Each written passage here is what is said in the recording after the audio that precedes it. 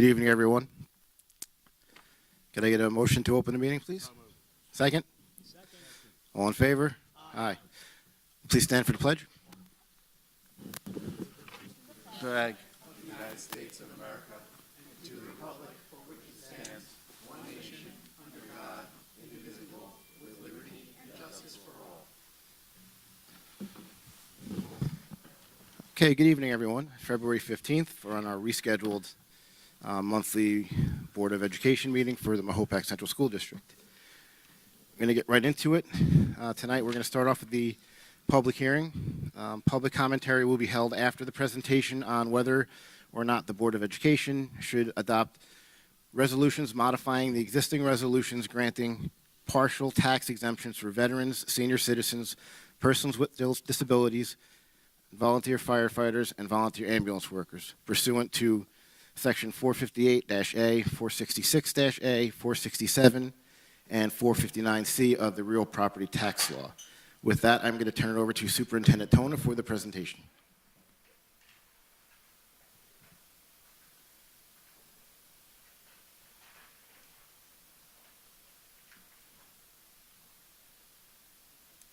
Good evening, everyone. Welcome to our public hearing. I'm going to start by introducing our Assistant Superintendent for Finance and Operations, Alyssa Murray. Thank you. So we're going to go over the tax exemptions as President Sabino mentioned. So we're going to start with the veterans exemptions, and we'll go one by one. So as you can see in green, that was the exemption amount for the 22-23 school year. And then you have in 23-24 what was adopted last year. And now what's on the docket for tonight is the town and county level. As you can see, for wartime, 54,000, combat zone, 36,000, and disability, 180,000. So as you can see, we worked with the assessor's office in town of Carmel, and we used the data, the actual data from 2023 to formulate this data. So this is an estimate, and this is just strictly based off of the exemption changes only. So this doesn't include any budget increases that you'll see in the next upcoming presentations in budget season. So as you can see, total additional tax per house is $133.62. And then in the whole assessed value, it's a little over $3 million that's reallocated because of these exemptions based on the data that we have. So this chart is the actual data from 22 and 23, just for comparison purposes. So what you see here is the number of exemptions we had in 22, the number of exemptions we had in 23, and they did go down a little bit, minus 12 exemptions. And as you can see, the difference between the exempted value from year to year, so the exempted value went up $15 million. So for the senior citizens and persons with disabilities exemption, in 2022, the income limit was $29,000 for a 50% assessed value exemption, and a sliding scale exemption with an income limit of $37,400. Last year as well, in 2023, the Mahopac Board of Ed voted to increase that income limit to $40,000 for a 50% assessed value exemption and sliding scale for exemption, with an income level of $48,399. And this year, the Mahopac Board of Education is considering increasing the maximum allowable income limit of $50,000 for a 50% assessed value exemption and a sliding scale for exemption with an income limit of $58,399. So as you can see, similar to the veteran slide, the total additional tax per house is $23.71. And that's, again, I didn't mention this in the first slide, but that's based on an assessed value house of $490,000. And that is the average that was given to us by Town of Carmel. And also for the senior exemption, because we don't have the income limit data, so this is, again, based on the actual data we had from 2023. And this is a similar slide. As you can see, the exemptions went down by 5. The exempted value went up by $4.2 million. And for the last exemption, the volunteer exemption, in 2023, it was a 3% exemption, which exempted a little under $1 million in taxable assessed value on 71 parcels, which 19,000 was reallocated, which equates to approximately 80 cents for a home assessed at $490,000. And then increasing to the maximum allowable exemption of 10% would equate to approximately $2.66 per year for that average home. So as you can see, at $266, and the tax that's reallocated for that is $65,000. And that is based on the exemptions that we had from this year. So again, it could change depending on how many exemptions we get this year. So as you can see, in 2022, we didn't have this exemption, and so last year we had 70. So here again is a total of all the exemptions, the same chart. So in total, from the 2022 to 2023 year, there was an increase in 53 exemptions and an exempted value increase of $20 million. I'll turn it back over to Ms. Tona. Thank you, Mrs. Murray.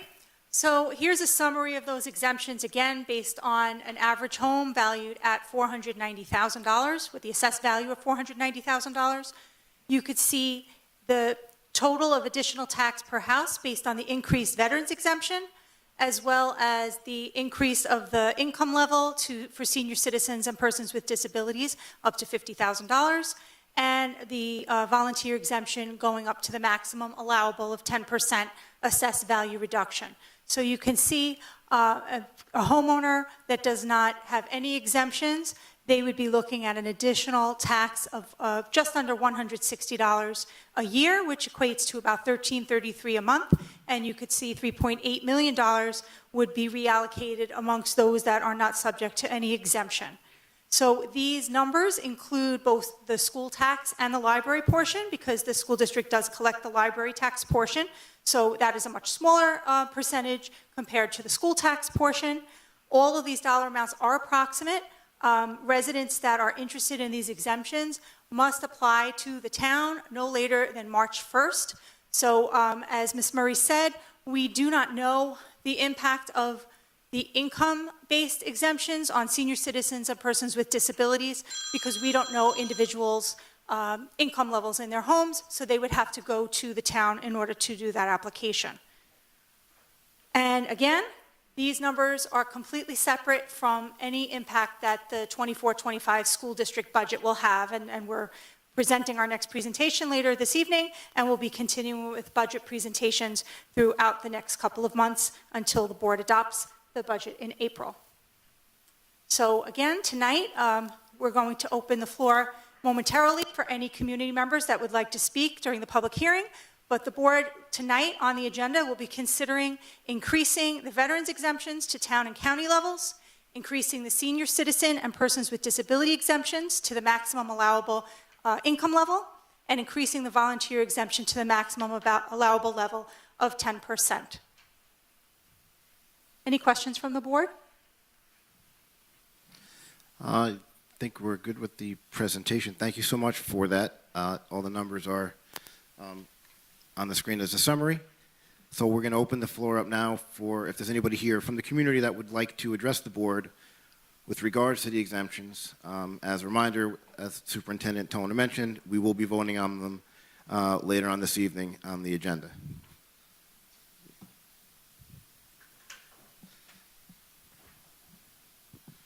So we have Commissioner Ray Hamill and Chairman Commissioner Hamill and Vice Chair Laura Whitten from the Mahopac Volunteer Fire Department. Thank you for coming. Good evening, President Sabino and members of the board. My name is Ray Hamill. As President mentioned, I am the Chairman of the Board of Fire Commissioners for the Mahopac Volunteer Fire Department. With me tonight is Laura Whitten, Vice Chair. Laura and I are both lifelong residents of Mahopac, graduates of Mahopac High School, and now life members of the Mahopac Volunteer Fire Department. Many other members of our department planned to attend originally on Tuesday night. However, there are currently attending mandatory annual training sessions, so they were unable to be with us tonight. We would also like to note that the Mahopac Volunteer Fire Department is not the only volunteer fire department that operates within the Mahopac Central School District geographic area. But we can attest that the talent and dedicated service to the community is paramount to both agencies. I had spoken with Mahopac Falls Fire Department a little while ago. They were unable to attend our commitment as well, but to share the same support for this incentive as we do. As you all know, in December 2022, New York State Governor Hochul signed legislation that created an opt-in for local governments to provide a 10% property tax exemption for volunteer fire department and ambulance workers. Well, I would like to thank you for the current 3% school tax exemption. We are here tonight to encourage you to support raising that exemption to the allowable 10%. As the slide proved, we had estimated that it pertains to about 35 members in our department, which equally would be 35 members in the Mahopac Falls Fire Department. In recent times, volunteer fire departments have faced a recruitment and retention problem. Numbers of volunteers in this industry have declined steadily. A main cause appears to be the reduced amount of available time to volunteer as the cost of living has steadily increased. Members of local volunteer fire departments make a sacrifice every day to give back to their respective communities. According to the Firefighters Association of the State of New York, FASNY, volunteer fire departments save taxpayers close to $4 billion annually, but the increases to the cost of living in our area threatens our ability to continue staffing these volunteers. A high tax levy potential results in less volunteers. Those volunteers may possibly have to work more hours to make ends meet. We as a community should encourage volunteerism and support such by offering whatever incentive is possible and allowable by the state. It should be acknowledged that any exemption does not diminish the total tax revenue received by the school district, as previously mentioned, but would spread the tax levy across those persons who are not eligible for such exemption. We believe that adopting an increased exemption for volunteers may hand in hand encourage volunteerism with the local volunteer fire departments. I would like to give a few examples of the value of having volunteer fire and ambulance services in the community with hopes that it further supports this vote. Last week, Putnam County legislators recognized 2 volunteer fire chiefs from the town of Phillipstown for their efforts in saving 2 persons from a house fire that occurred on January 15, 2024. These 2 chiefs were both residents of their town who were able to arrive within 2 minutes of the 911 call, entered the burning building, and successfully rescued the occupants. Who were more locally, in 2011, during Tropical Storm, volunteers from our department responded and rescued 2 individuals who were trapped at a house fire. Additionally, in the summer of 2023, we were also able to respond to 2 separate incidents involving 2 local school children who were also saved by volunteer EMS workers in conjunction with paramedics and Carmel police officers. In closing, on behalf of the volunteer fire department agencies, we appreciate your support and we hope you choose to vote in favor of this measure. Thank you. Thank you for coming, and thank you for your service. And to all the volunteers, thank you. Anyone else wish to speak on the exemptions? Okay. Wait, we have one. Ms. Frankel?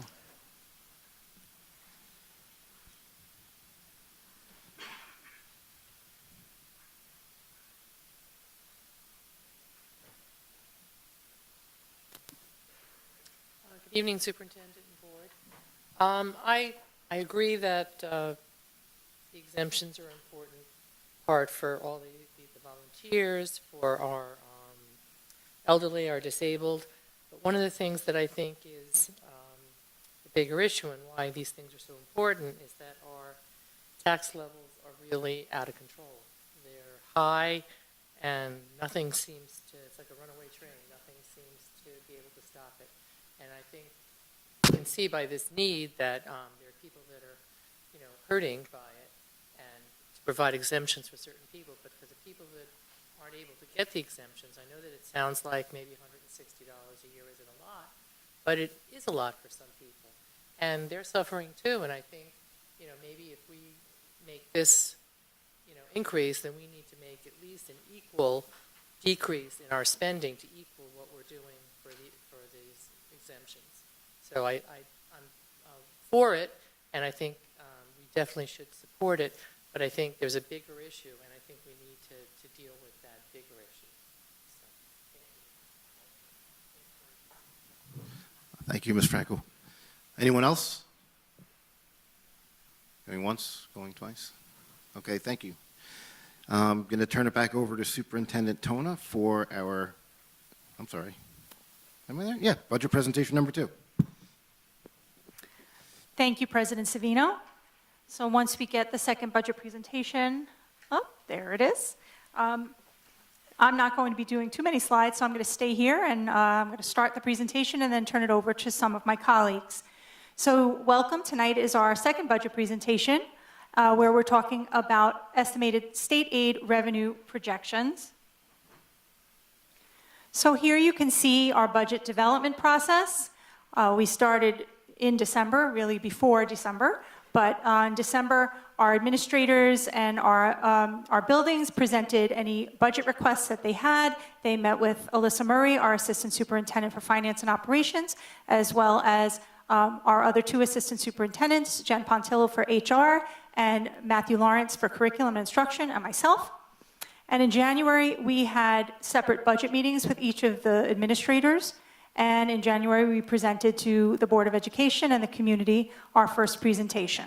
So here we are tonight with our second presentation, and you can see the schedule of the remaining presentations in March and April. As mentioned before, April 24th, that's when the Board of Education would vote to adopt the budget for 24-25. On May 7th, there'll be the annual budget hearing, which is required by law. And then on Tuesday, May 21st, will be our budget vote and trustee election, where the community gets to provide some input. Here you can see our budget priorities and my recommendations for the 24-25 school year, where we're hoping to maintain all academic programs and extracurricular activities, expand opportunities for our high school students through additional curriculum pathways. We would like to continue the district's bus replacement schedule so that we have safe vehicles to transport our students. We plan to ensure components of this new strategic plan are funded so that we can enhance the overall student experience. We need to complete our transition to our new mascot, which must be completed by June 30th of 2025. And we hope to balance the needs of the educational program with the fiscal needs of the community. And you could see our new vision that the board adopted recently there at the bottom of the slide, that the Mahopac Central School District strives to become schools of excellence that produce exceptional members of society. On this slide, you can see the student enrollment as of December of 2023, which is a total of 3,924 students within our district. And you can see the breakdown by school and grade level. And then this slide shows our enrollment history over the past 10 years. And over the past 10 years, we have lost a substantial amount of students, 715 students, which represents a little over a 15% decrease in enrollment.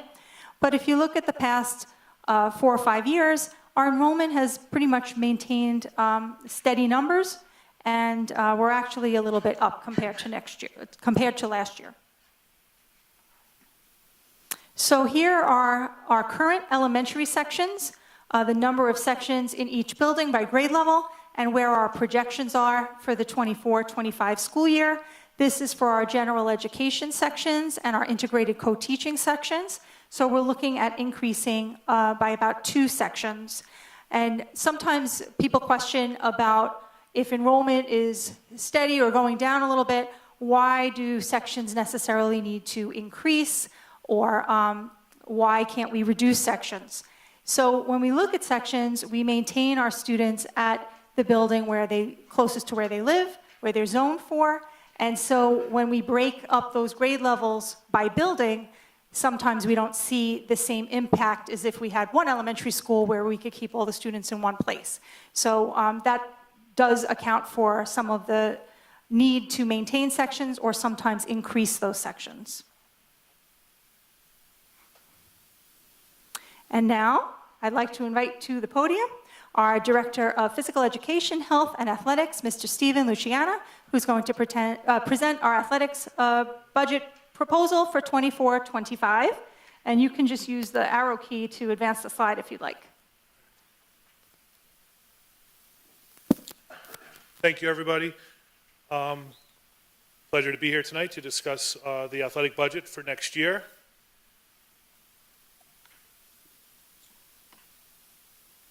So this first slide is the total number of our programs that we have here.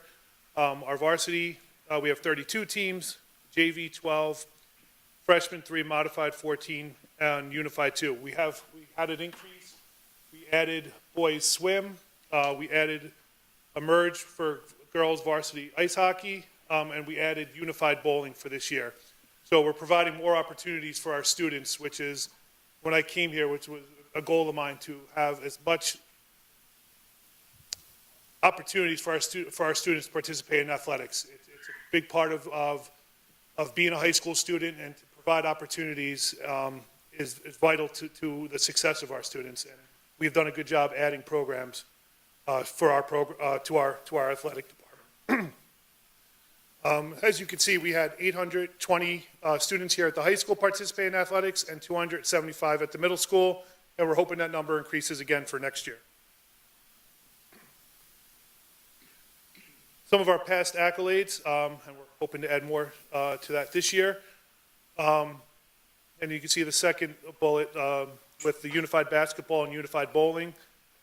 I'm probably more proud of that than any other championships that we've won, to give our students an opportunity to have Mahopac on a jersey and to represent our school, which they haven't had that opportunity in the past. So to be able to add bowling to our unified program is great, which will be starting next month, which we're excited for. But having unified sports here at Mahopac for our special education students is vital and very important to us. This past year, we were a school of excellence, where 97% of our programs were Scholar Athlete Team Award winners through New York State Public High School Athletic Association. Currently, this year, we just submitted our winter Scholar Athlete teams, and all of our teams once again qualified for that. So far, out of the fall season and the winter season, every single one of our varsity teams has qualified to be a Scholar Athlete team for New York State Public High School Athletic Association. And to have 20 student athletes commit to playing college at the next level, whether it's Division I, II, or III, is a huge accomplishment. It's not easy to play a sport at the next level. It's very hard. And to have 20 students from last year's graduating class is just a testament to the hard work they put in and the great job that our coaches do as well. We had a signing ceremony earlier this year that had about, I think, 7 or 8 students, and we'll have another signing ceremony in the spring where we'll have more of our class of 2024 students committing to play a college sport.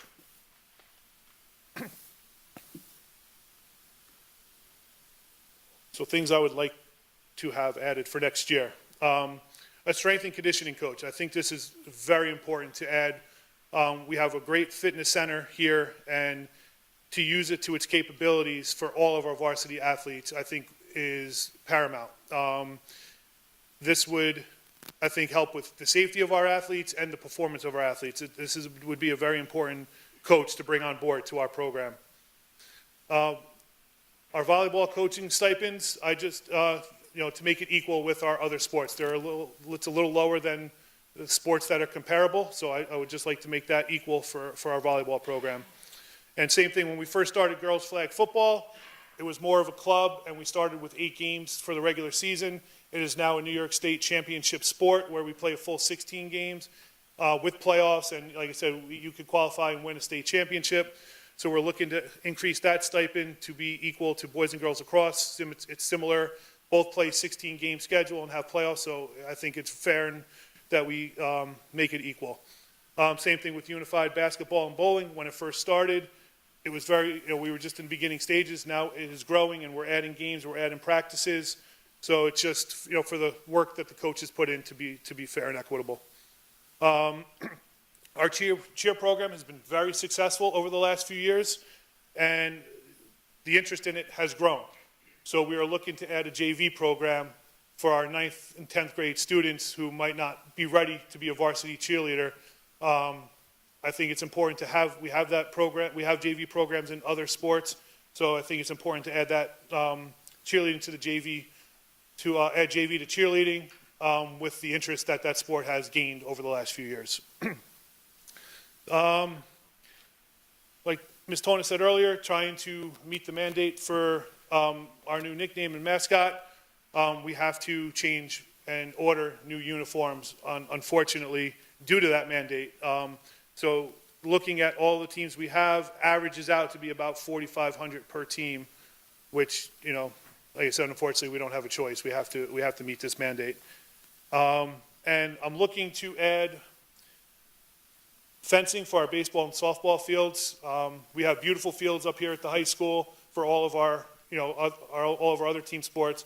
Varsity baseball and varsity softball play down at the fall school, and we use fencing now that is a little inadequate, so we're looking to add it to make it a very good experience for those athletes as well. They don't get to play on the turf, so they should have, those fields should be up to the standards that our other fields are at, and this would help that. And the padding in the gym, in the blue gym, we're hoping to put a new floor down to meet the mascot mandate, and the padding in there right now, it's different colors. It's just a look. It's a good look. We want to provide. We want to make our athletes have pride in the facilities that they use, and adding this new padding with our new mascot on it, I think will let them gravitate and appreciate our new mascot and move forward with it. Coaching salaries always go up due to the contract, and also adding the new sports and increasing the stipends for the sports that need to. So that you see an increase there. Athletic supervision is very important for the safety of our athletes, safety of our spectators, safety of our officials. So it's very important that we have that there. Our athletic trainer does a tremendous job. Our equipment budget is, as you can see, will go up because of the padding and the fencing that I discussed earlier. Same with materials and supplies. Unfortunately, the increase, once again, is to meet the mandate that we have from the state. And the dues and fees, it goes up.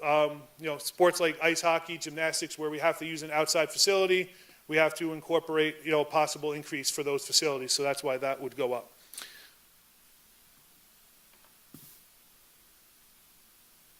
That's all I got for you guys tonight.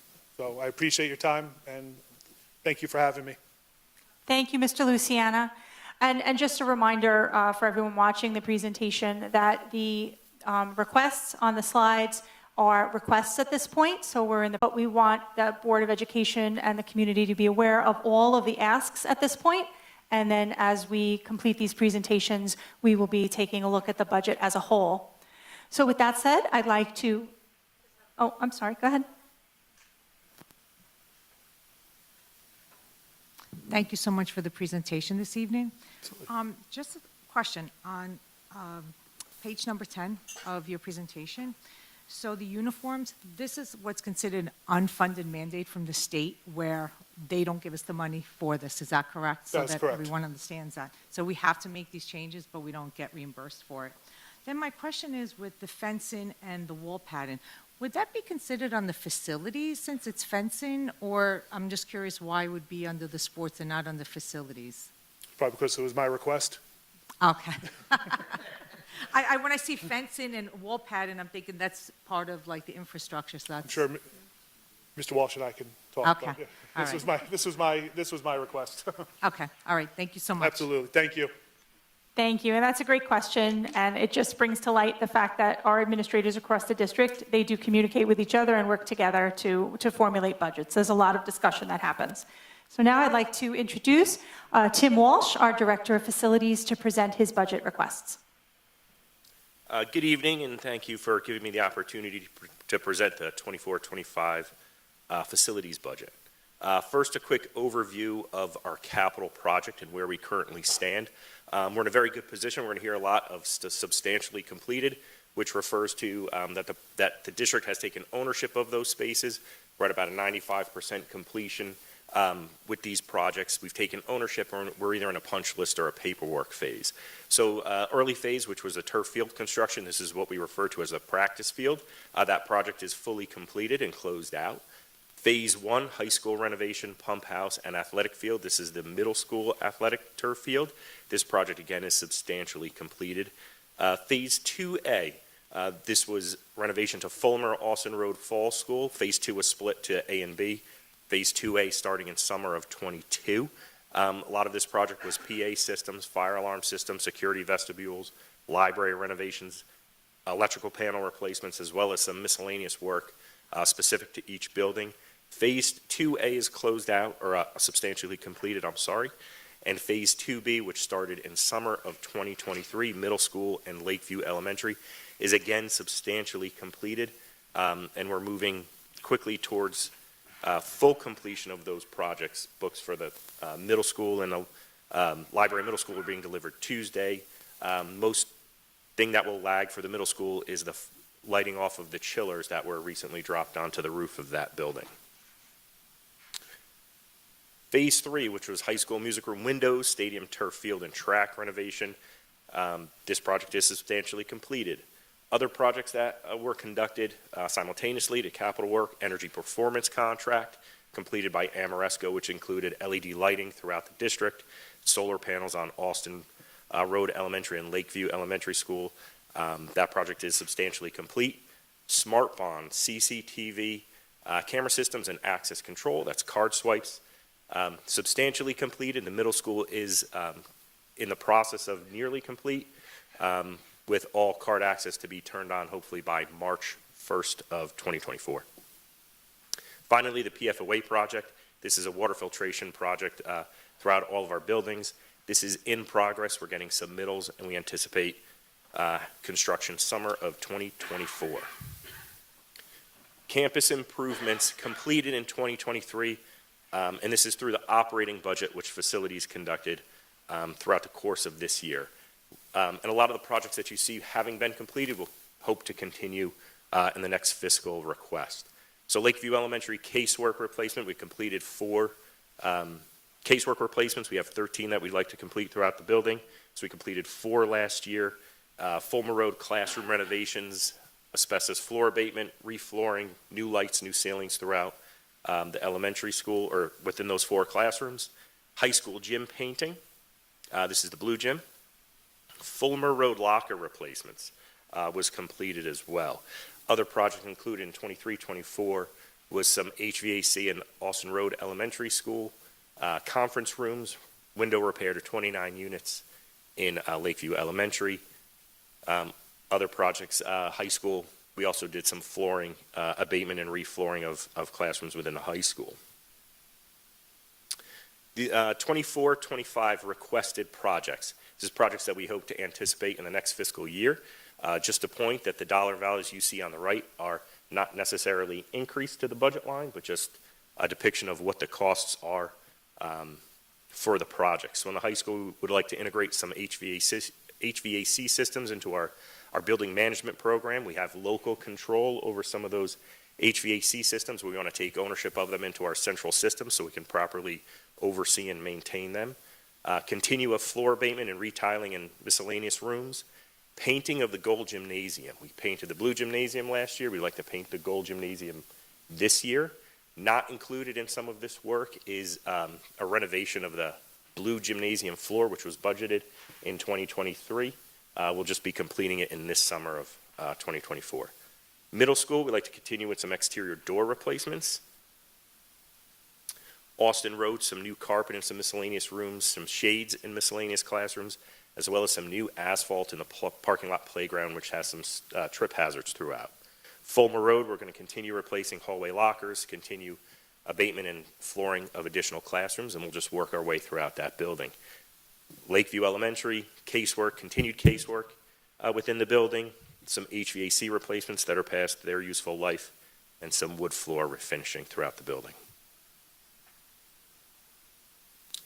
A quick overview of our budgets year over year. So we'll go over where we're going to see increases. BOCES services, with a slight increase in BOCES services. For this, we see a lot of environmental testing, inherent inspections, lead water testing, outfall inspections that take through the BOCES COSER. Contractual repair and maintenance, a small increase in there. So all the projects that we just referred to are carried in this line item here. Slight increase due to handheld radios. We have a handheld radio system throughout the district.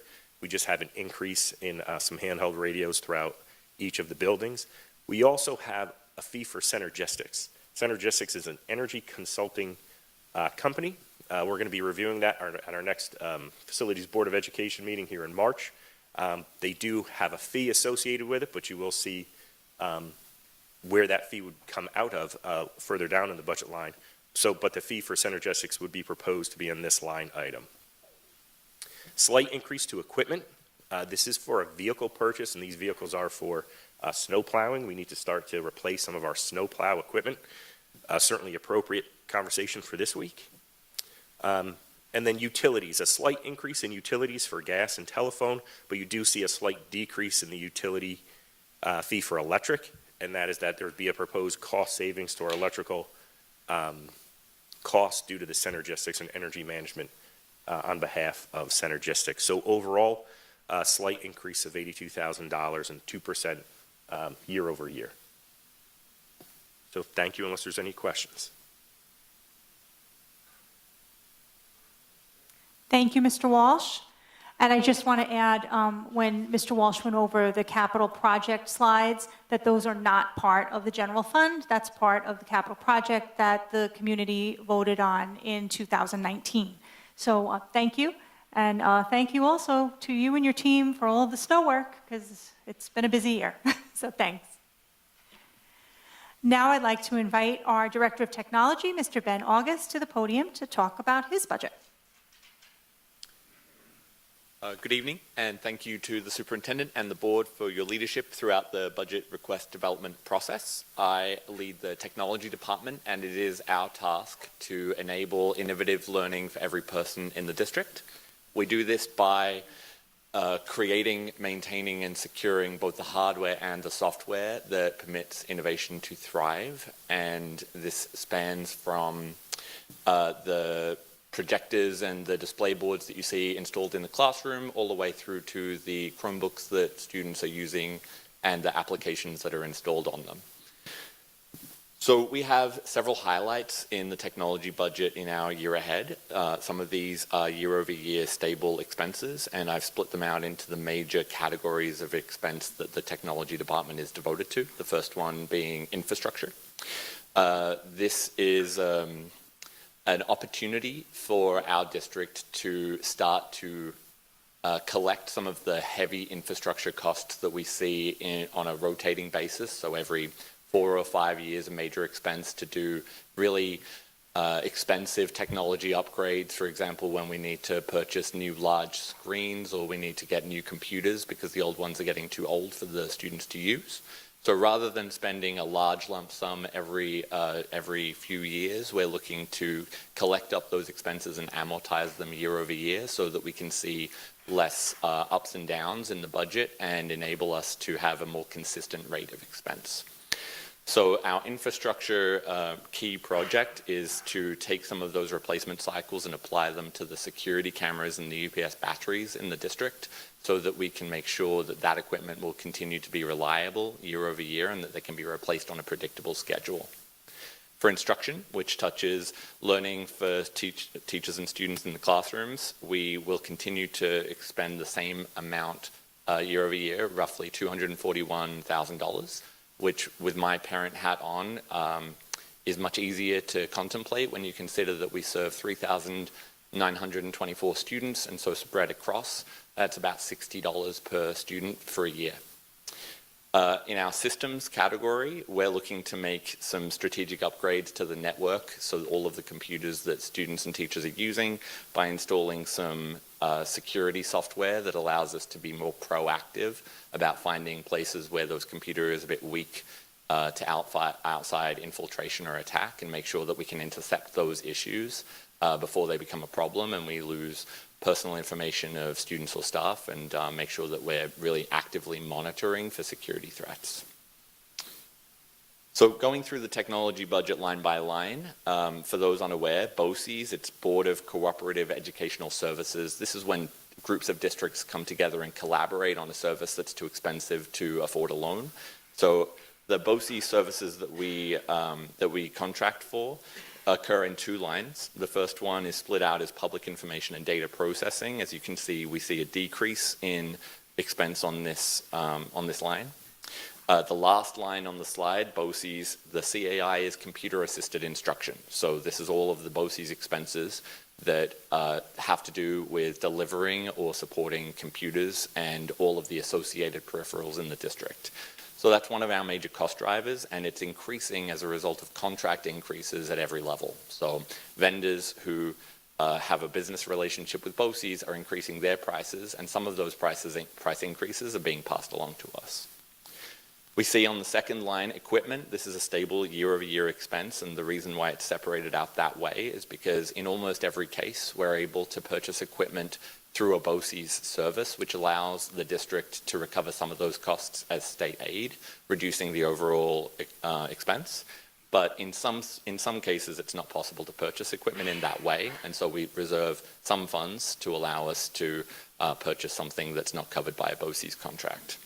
Under computer hardware, we see an increase, and this is due to taking some of those costs associated with making major infrastructure purchases, such as security cameras or UPS batteries, and spreading them out so that it's a consistent and stable cost year over year instead of a cost that's 3 or 4 times the amount, but once every 4 years. So in the same way that it can be nice to spread out the higher energy costs in the winter months to have a stable energy bill, we're looking to do the same so that we can replace our cameras and batteries on a really consistent, regular schedule, so there won't be unexpected increases in the budget down the line. Under contractual, this touches on any service for which we sign a contract for delivery. And as you can see, we're looking to increase this line in order to afford new cybersecurity software and services from outside parties who have expertise that we don't have within the district. Materials and supplies increase as the number of devices in the district increases. So this refers to every time the district upgrades a computer in order to replace an old device, we also need to purchase cables and peripherals and dongles and all of the things that plug into that computer in order to make it function. So we see an increase in materials and supplies as the number of different devices in the district proliferate. Under computer software, we see that we've sought to reallocate funds from one of our BOCES lines so that we can form a direct relationship with one of our software vendors in order to increase the quality of support that we're able to get from that vendor. Overall, this brings a total increase to the budget year over year of a little under $500,000. Unless there's any questions, this is a summary of the technology budget as it stands today with all the requests built in, and I'm open to any questions that there are. All right, with that, thank you so much for having me, and I look forward to continuing this budget development process. Thank you, Mr. August. And before I invite our Assistant Superintendent back to the podium to continue going through the presentation, I'd just like to thank and commend our 3 departmental administrators that were here this evening for all of their work in making sure their departments run smoothly and for their collaboration during the budget process. So thank you to all 3 of you. And now we'll invite Alyssa Murray back to the podium. And she's the numbers person. Thank you. I also want to echo what Ms. Tona said. A lot of time and effort was spent on these budgets, and I really appreciate the collaboration for that. So as you can see here, you have the preliminary state aid. So in mid-January, Governor Hochul released her executive budget. So in the 24-25 column, that's what you'll see there. So I'm just going to go over a couple key points here. So for foundation aid, last year, the governor's proposal fulfilled everyone's foundation aid formula to the fullest. This year, not so much. She made an adjustment to the formula. 2 main adjustments to that formula were reflecting decline in enrollment statewide and also modifying how inflation applies. With that being said, a lot of districts did not see the same increase that they saw last year. Luckily for us, we still did go up 4.52%. There were some regional districts, though, as I've spoken to my colleagues, that had negative aid, definitely because of their decreased enrollment. So that's just something to point out there. And then also, there is a lot of advocacy going on before the legislative budget is released. So a lot of groups that I'm a part of are doing that advocacy work to hopefully try to adjust that formula to increase their aid. The next thing you'll see is UPK, Universal Pre-Kindergarten. So one thing to point out about that is that's not part of our general operating budget. That's special aid fund, but it is included in the governor's projection. So when you see in the bottom, total aid less pre-K, in all reality, in the general fund budget, we had a 2.22% overall increase. But again, it's part of her run, so we include it here. And then from BOCES down all the way to the building aid, those are all cost-driven aids. So as the previous year, what we spend in those areas is affected in this year. So the more we spend, the more aid we get. So that's how those work. And then we have so I just want to point out, for BOCES and building aid, you'll see decreases. So for BOCES, this is my first year in the P&W BOCES, so I did have a conversation with them just to understand why there was a decrease. When they give their numbers to the state for the first projection, they really focus on their numbers, meaning all of their coasters that we have with the direct P&W BOCES are what they're focusing on. What they aren't focusing on for this first projection is all the cross contracts that we have with other BOCES, which we have a lot. So in the next run, that number will go up. And then for building aid, as Mr. Walsh said, a lot of the projects are almost done. So with that being said, that paperwork's getting done, and we are using our fiscal advisors to make sure all those financial forms are going to the state, so that will also increase. Are there any questions on this slide before we move forward? Go ahead. Thank you, Alyssa. Just a few comments on this slide. So the 23-24 state aid budget, that's actual, correct? That's not a budget, the $39,613,480. That's what we anticipate we're going to have in this school year, correct? Correct. Okay. So last year, when it was presented to the board, we anticipated that aid was going to be $37,076,643. So that's a difference of about $2.5 million that we got more in aid this year. So I'm hoping that we can use some of that money to plug in this year's budget. Yes. So every year when we have this first executive budget released, the prior year is going to look different from the past presentation the year before because of those things like BOCES and building aid that are going up in the second run. Right, but I think that's an important thing to point out, that our aid did increase from what we had projected back when we voted on the budget last May. Yes. Thank you. And just to add as well, that the state didn't adopt the budget until after the board adopted our district budget. So that also, the final state aid runs that we received were received after the board adopted the budget. And then as Mrs. Murray mentioned, some of the lines here are driven by actual usage, and being that this school year is not complete yet, we will see changes in the state aid based on the completed usage for the entire year. So Trustee Musafir is correct. The number that we see isn't necessarily the exact number that we receive come the fall of the next school year.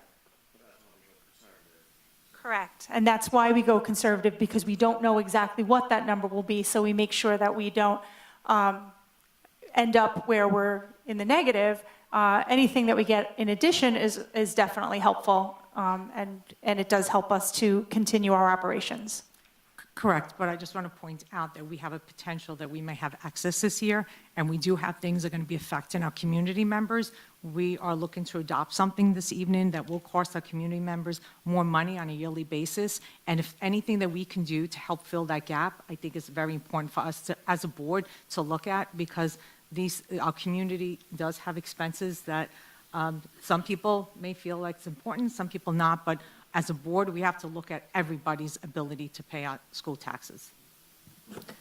I just want to add to that as well, that simultaneously as budget development's going on, I'm also working on a long-range financial plan, which is a lot of what Lucy is talking about. So at some point, those will kind of couple together, and then hopefully we can have that outlook for the next couple of years.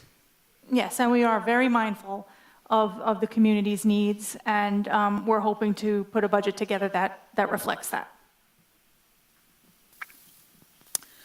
So this slide was in the first presentation, so I'm not going to go line by line, but again, this is the tax levy limit calculation. So a lot of these factors are out of our control, meaning the tax-based growth factor is something that we're given.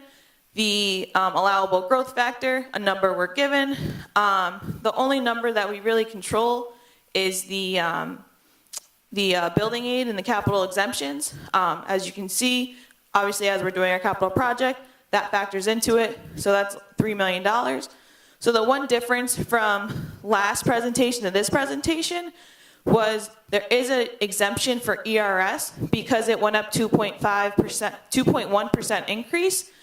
We were able to take an exemption based off our ERS payroll multiplied by 0.01%. So that's at 13,000. So the difference is the max calculation is 2.59%, and in the last presentation it was 2.57%.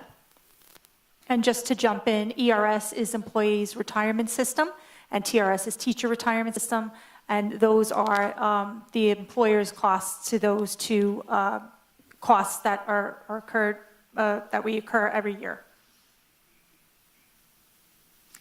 Just one comment with technology. One of our board members is not here, Mr. Jonathan Schneider. He just texted asking that I comment that he agrees with what I said. Thank you.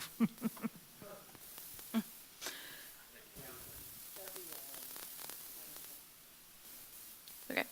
So here we have the tax levy history. So starting from 2019 all the way till now, you'll see what the CPI is, the budget percent change from the prior year, the allowable tax levy limit. As you can see, we have plugged in the 2.59%, and then the actual tax levy. So in the next presentation in March, all of this will be filled out for 24-25, and we'll discuss that.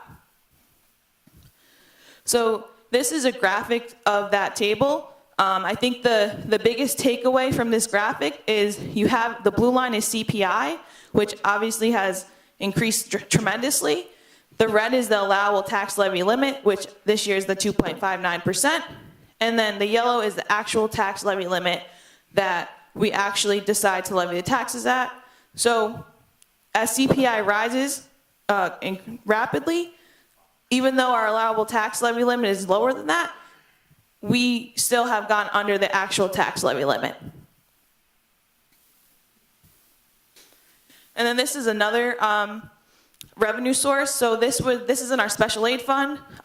These are the annual federal grants, the ESSA grants, Every Student Succeeds Act. So these are grants that we get continuously every year. I work with Dr. Lawrence and Mr. Cole on these grants. And so every year we put budgets together, and they're pretty consistent across the board in terms of the amount. So that's $1.4 million.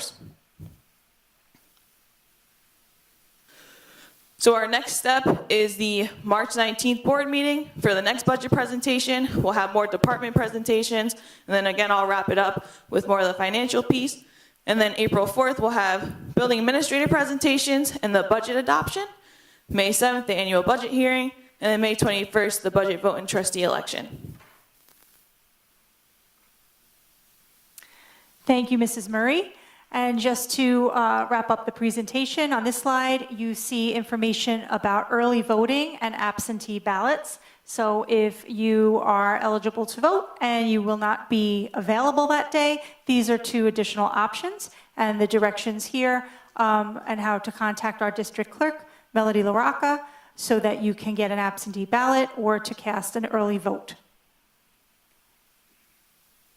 And the final slide is nominating petitions. So if anyone is interested in running for any of the 3 vacancies as a Board of Education trustee, those petitions will be available starting March 1st.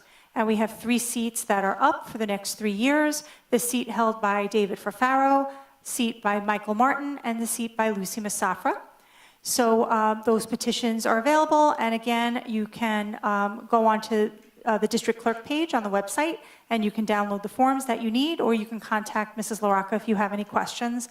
And the information is there about what you need to do, and those petitions must be returned no later than 5 p.m. on April 22nd.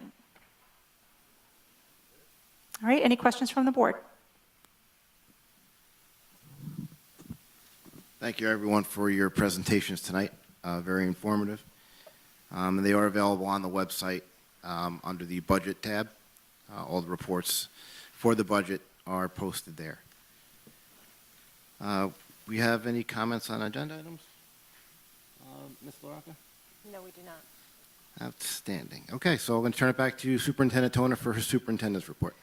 Thank you, President Savino. So first, I'd like to thank the community members who have participated in our budget input survey. That's something new that we're trying this year. So far, as of today, we have well over 1,000 responses from community members, and that survey closes tomorrow night. So if you're interested, we'd love to have your feedback as we develop the budget. The link is on our district website under the budget tab. And we will be reporting the results to the Board of Education and to the community using the information that we gather, and we'll be using that as well, the information to help develop the 24-25 school budget. I'd like to announce that our regular season for winter athletics has come to a close, and many of our teams and individual athletes have participated or will be participating in playoff competitions and championships. I'll just give a quick summary. Our girls ice hockey combined team, they won the Section 1 championship. Our boys bowling team finished 5th in the championship, and one of our female students will be competing in the girls championship. In wrestling, 4 of our wrestlers advanced to the Section 1 semifinals, and 3 of them finished in 3rd place for their weight classes. We have 4 athletes competing today in the Section 1 championship for skiing. They probably completed that by now, and hopefully they did well. Tomorrow at 5 p.m., our girls basketball team will be playing in the playoffs versus Yorktown, and that's a home game. And then following that at 6:45, again at home, our boys basketball team will be playing against Brewster. So we wish both of those teams all the best as they continue to have a terrific season, and hopefully they go pretty deep into the end in playoffs. Our indoor track team, 9 of our track athletes will be participating in the state qualifier on Sunday. Our cheer team will be hosting the Section 1 championship on February 24th. And in gymnastics, 2 of our gymnasts are advancing to the state championship on March 2nd. So we will be recognizing all of our all-section, all-league, and all-state athletes at the March 19th Board of Education meeting. So we have a lot to be proud of here and a lot of season left to play, so go Pack. Thanks. This just in today, congratulations to high school student Matthew Moretta. He was part of a team that took first place in the area of television production at the Region 4 Skills USA competition, which took place on February 10th. Matthew is a Mahopac High School student, and he attends PNW BOCES for Career and Technical Education in the Digital and Sound Department.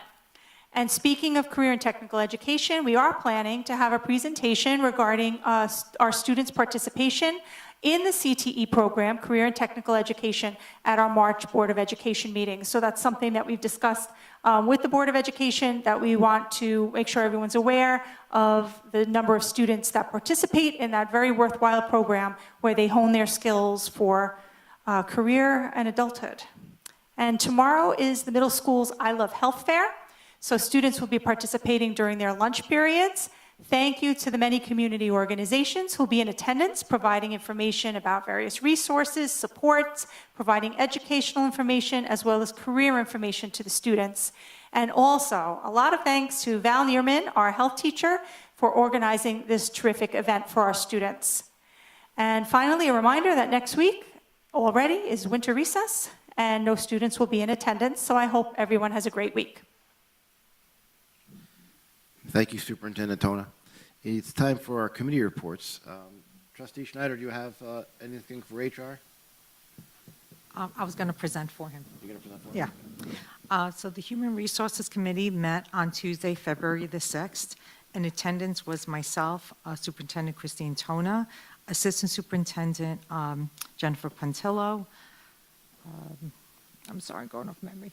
Adam, were you there? Adam's President Adam Savino and Vice President, was Fernando there? Nope, that's it. It was all of us. I'm sorry, I'm going off memory. It was a busy crowd. So most of the things we discussed in Human Resources are on tonight's consent agenda, and they're pretty much confidential, so we really can't go into great detail. Thank you. Do you want me to do finance? Okay, all right, okay. Busy job. So the Finance Committee, we met on January the 30th.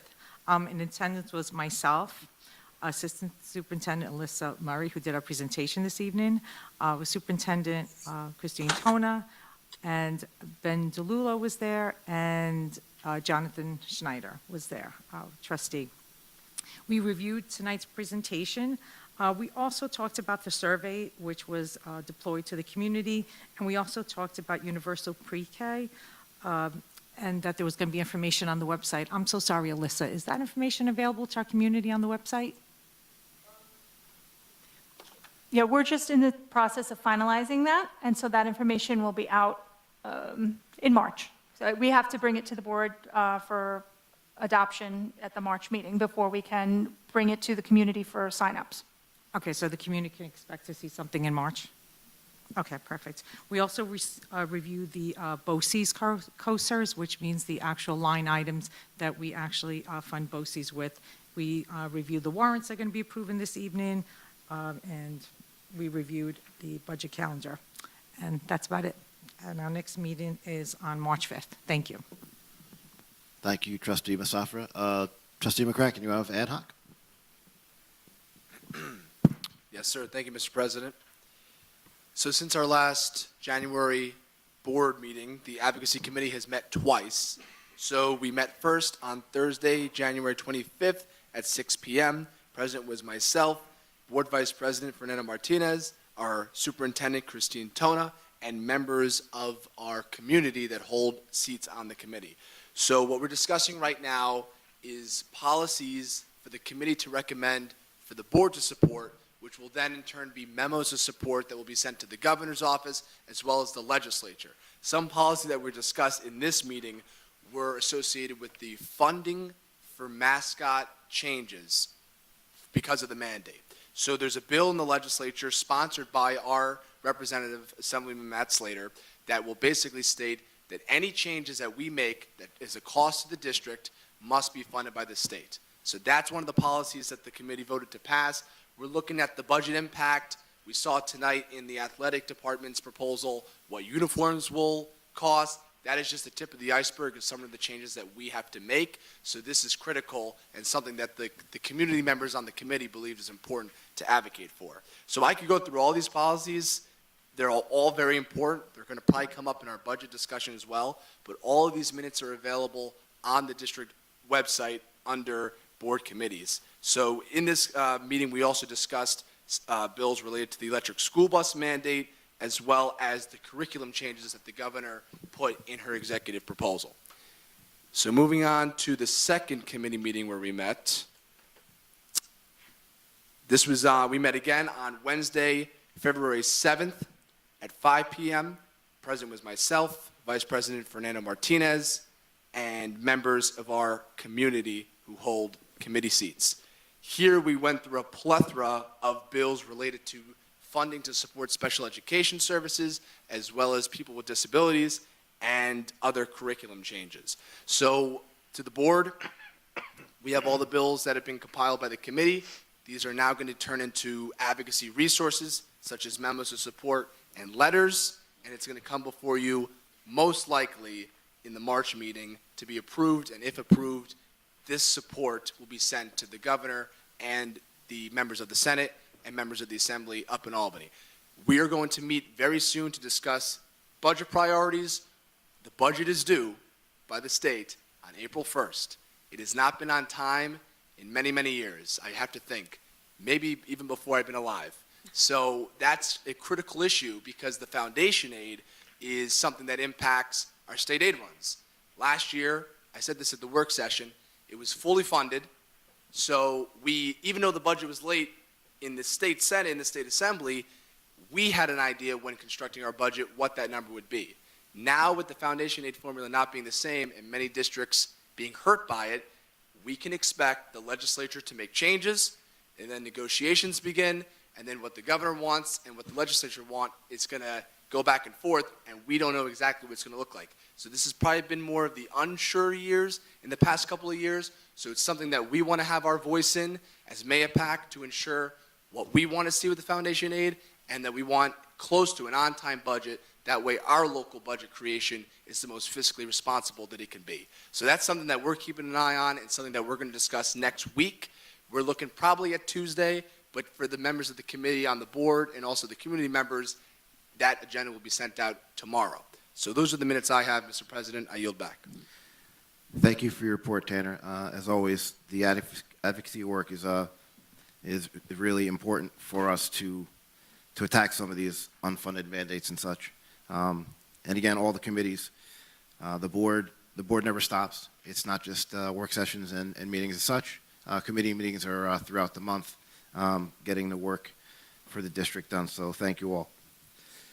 Going to move on to our first resolution. Oh, did you do policy? I missed policy. Because it's not here.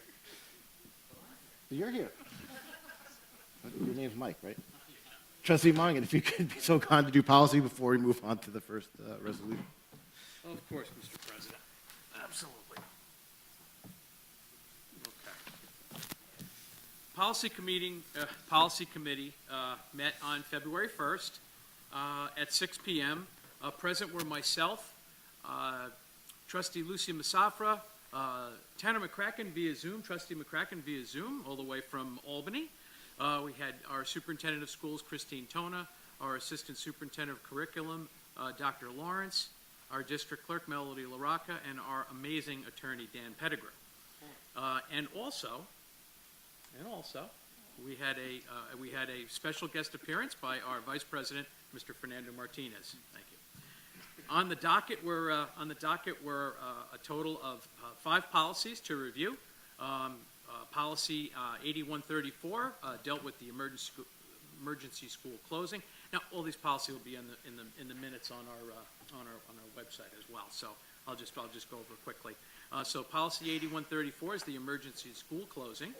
Then we had a required policy 9260, conditional appointment of emergency conditional appointment for student safety, which was a very, very long policy, but please enjoy it in the minutes. Then we had a required policy 0115, student harassment and bullying prevention and intervention. I don't think there's a day that we don't go around looking at the news, seeing this type of thing going on several schools throughout the country and throughout the world. It's a horrible thing that's going on, and the board, through this policy, are taking very serious measurements to try to curtail this activity and provide a nice, comfortable student learning environment for our students and staff. We had a local policy 6150, which is a budget transfer approval. We've been talking about this, well, let's see, I was on the board for 6 years, then off for 1, then back on. We've talked about this every year since, so I'm finally, Superintendent Tona, finally happy that we were able to establish a sensible transfer policy. Required policy number 5 was required policy 9520.6, rights of employees to express breast milk in the workplace. You see them all over the airports now. They have the lactation areas and so on and so forth. So this establishes an environment, a room that people can go to and utilize these things safely in each of in our buildings throughout the school district. So, in any case, the meeting was adjourned at 7:05, and I present as read. Thank you, sir. I do apologize for passing over. Moving on to the resolutions for exemptions. We're going to start with the tax exemption for veterans. I'm going to ask for a motion to approve the resolution as presented. Mr. President, can I make a comment before we vote? Go ahead. Okay, wonderful. So I just wanted to speak on all four of these before we voted. These tax exemptions for our veterans, for our seniors and people with disabilities, and our volunteer fire and EMS folks, I'm in big support of it. And what this is going to do for relief and tax relief for some of our most important neighbors in Mayapack is critical. And this is an easy vote for me, too. I look into the crowd and I see heroes, really, both our veterans and our volunteer firefighters. Before the school day, our students take a pledge to that flag. Before every board meeting, we take a pledge to that flag. And it's for the republic for which it stands. And our country is safer because all of you served us. So this is the least we can do. And I think bringing it to the town and county level is exactly what you deserve to see real relief in your pockets. So our community is better when our heroes get to stay and live here and afford to live here. Our seniors and people with disabilities can afford to live here and stay here because you don't move to Mayapack to move somewhere else. You come here because this is a forever home. It's a beautiful town. It has roots as a vacation town, and now it's a forever vacation. And that's really what our residents deserve. And for our firefighters and EMS volunteers, you are ready to protect us and save our lives at the drop of a dime. So that's what these exemptions really represent. It's dollars in your pocket, but really it's a symbol that this school board and this district supports you. I ran for re-election last year, and I was knocking on doors and talking to voters, and I talked about these policies a lot because I was in support of raising it to the town and county level last year. I didn't find one person who opposed this. Mayapack is a giving community, and they're ready to support everybody for these exemptions that will apply. So I'm ready to proudly vote aye on all four of these proposals. Thank you. Thank you. So You want the movement? I need a motion. I'd love to motion. Go ahead. A second? Second. Discussion? Okay, we're going to start, my far left, we're going to start with trustee Martin. Martin, right? Martin, is he there? I don't want to do it unless. We're going to start, my far left, we're going to start with trustee Martin. Yes. Martin. Trustee Schneider? You muted. Yes. Okay. Start, my far left, we're going to start with trustee Martin. Aye. Trustee DeLillo? Yes. I vote yes. Trustee, Vice President Martinez? Trustee Mongan? Yes. Trustee Musafir? Okay. Motion carries. Okay. Moving on to the second one we have on the docket for tonight is the tax exemptions for senior citizens. Need a motion to approve the resolution as presented. So moved. Second? Discussion? Okay, roll call vote. Trustee Martin? Tax exemption.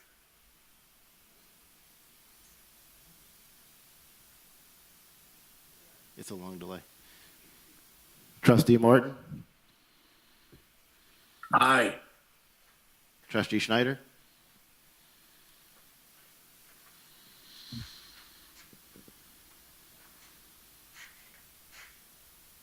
Trustee Schneider? Aye. He gave a thumbs up. Is that acceptable? Yeah? Okay. Trustee McCracken? Trustee DeLullo? Aye. I vote yes. Wow. Yes. Trustee Musafir? Okay. That motion carries. On to the tax exemption for, I'm sorry, I missed that one. Persons with, tax exemption for person with disabilities. Motion to approve as presented. Second? Discussion? Roll call vote. Trustee Martin? Aye. Trustee Schneider?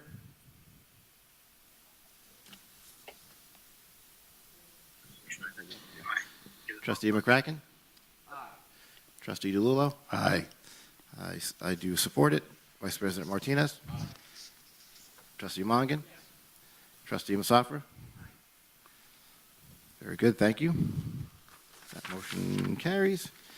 And finally, we have the resolution for tax exemption for volunteer fire and EMS workers. I get a motion to accept as presented. Second? Second. Discussion? Roll call vote for this. Trustee Martin? Aye. Trustee Schneider? Aye. Trustee McCracken? Trustee DeLulo? Aye. I will abstain. Trustee Mongan?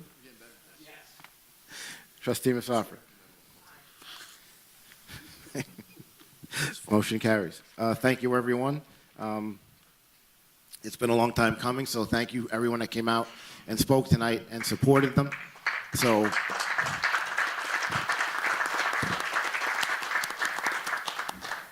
thank you all again.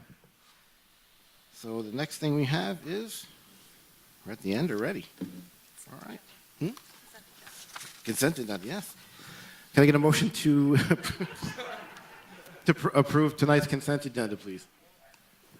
So moved. Second?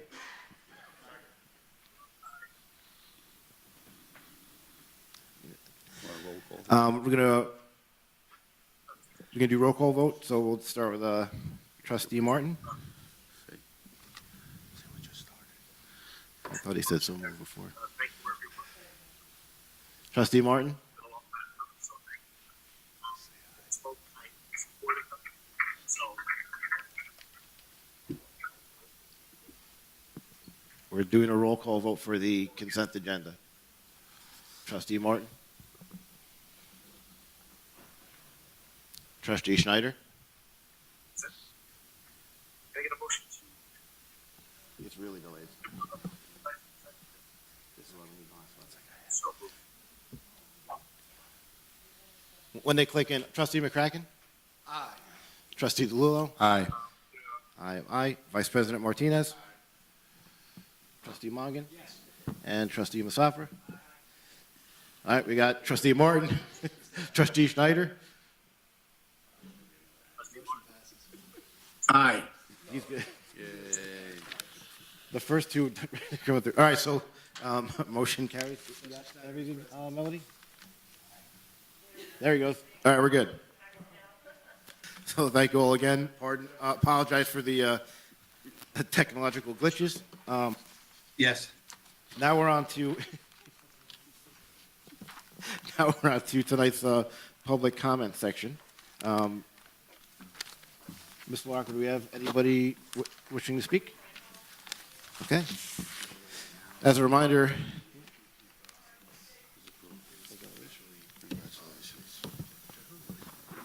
before Ms. Frankel speaks, I'd like to acknowledge one of our guests here tonight. He's a World War II veteran.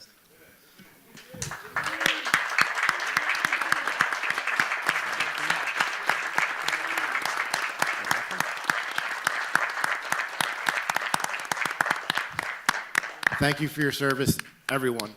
He's a great guy. Okay, so as a reminder, we need to adhere to policy 1512, maintain public decorum, appropriate for school, address the president of the board, conduct yourself in a civil manner, obscene language, libel statements, threats of violence, statements advocating racial, religious, or other forms of prejudice will not be tolerated. Comments and questions should be made in a respectful manner. The board president will cut off comments deemed derogatory, inflammatory, inappropriate, or out of order, and personal attacks or criticisms of any person connected with the district will not be permitted. So with that, I turn it over to you, Ms. Frankel. Hi, thank you again. So these are just the bullet points, it's looking at the actual statistics and some of the costs that we have. When I was looking at the enrollments, I noticed that for some reason, the only year we had an influx was like the last year, which was 115 students, and I was just wondering if there was something unusual that happened. because of that, because all the other years have been negative, and we've got negative this year, so I just thought that was unusual. I don't know why. And I know that Superintendent Tona mentioned about the sections, but I still think if you've got 17 fewer students in that age group, why you would go from 75 to 77. There must be some better way to do it. I don't know. Just doesn't seem right if you've got 17 fewer students in that age group that you increase your number of sections. I was happy to hear that the solar initiatives were done and the LED conversions were done, so I think that's good. I don't know, I mean, I know that the administrative offices moved into, what is that? Yeah. And I just always wonder that, like, what's going, that is just, I don't know what the old administrative offices are now, if they're still occupied or they're not. I know there's some discussion with the town for purchasing some property, so I don't know if they're including that in the budget, and I just think that if the school just has, like, administrative offices and then we rent it out for kindergarten, do we really even need that school? And I know it's a tough decision to close a school, but it's a big expense for fall school.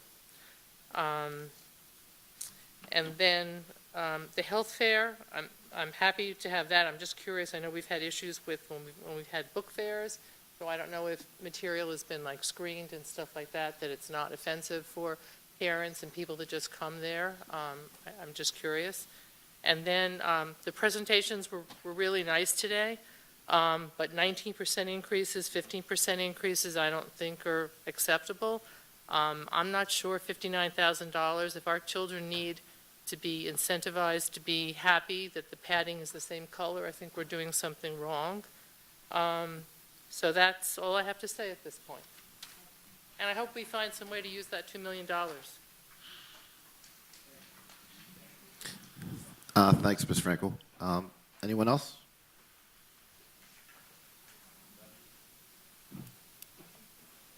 No, not you. Melody, is no one else signed up? Awesome. Okay, with that, we're going to bring the meeting to a close. Can I have a motion to close the meeting? Second? All in favor? Aye. Thank you, everyone. We'll see, our next work session is March 14th, and our next regularly scheduled board meeting is March 19th. So thank you all and have a good night. Who was the guys that